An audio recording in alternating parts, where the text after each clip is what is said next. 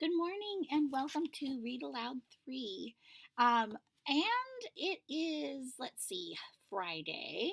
I've done pretty well this week at keeping our daily meeting time, mostly in the morning, but daily. And so, sorry about that. I didn't mean to set a timer for this, but I'm going to try very hard to kind of figure out where we're at right now. I mean, I've tried before getting on here and I was just like, because my last video was referring to an article, getting to an article, and I was sure I had read an article, okay? That the article that I was thinking of talking about the human conscience in it was from the chapter 2 of Romans 14 and 15. And if I haven't, please indicate in the comments below that something is missing. But going over my videos, I was like, no, I'm sure I read this article. I don't want to kind of get off track here.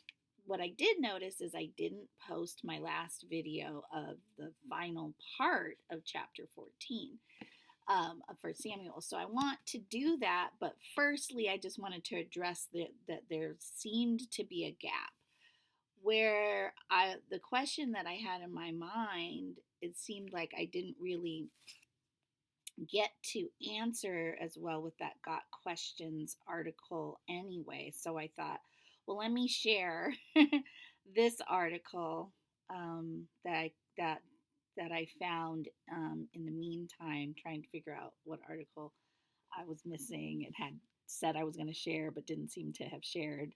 But then when I read it, I was like, I'm sure I read this. So this article is called The Faith of Jonathan. Excuse me, by Matt Williams. Okay. And I am reading, it's a study, an application study on 1 Samuel all the way from 13 verse 15 to 14 verse 23, which is more where we left off. It says, when Jonathan and his armor bearers sneak out to battle, and he says, quote, perhaps the Lord will help us, for nothing can hinder the Lord, unquote. We see a major indication of Jonathan's faith, he says. Instead of presuming to know exactly what God is doing or limiting God, he is full of trust and free from fear. And then there's some application questions, okay? Just in that small statement from this article, I guess that kind of adjusts where my thinking was.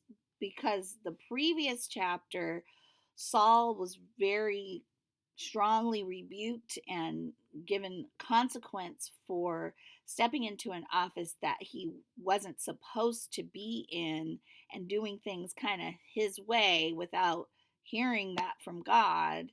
And so I thought, well, didn't Jonathan kind of do that too? But I also think I made the comment that with Saul, he was acting not according to faith, right? He was like, I'm going to do this because I don't see it happening the way I think it should be.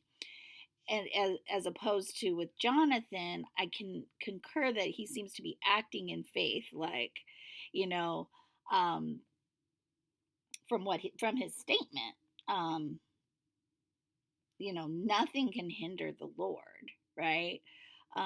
It's not, I'm going to do this because someone, I don't see the Lord doing it, or I don't see what's happening that should be happening. I'm just leaving it to God to do what I know He can do. So that kind of, gave a perspective to me that answered my question a lot better than it had been maybe answered by kind of some of the other ideas that came up and articles that came up, as far as like, maybe because I didn't know Jonathan's faith or not. But in the text, it does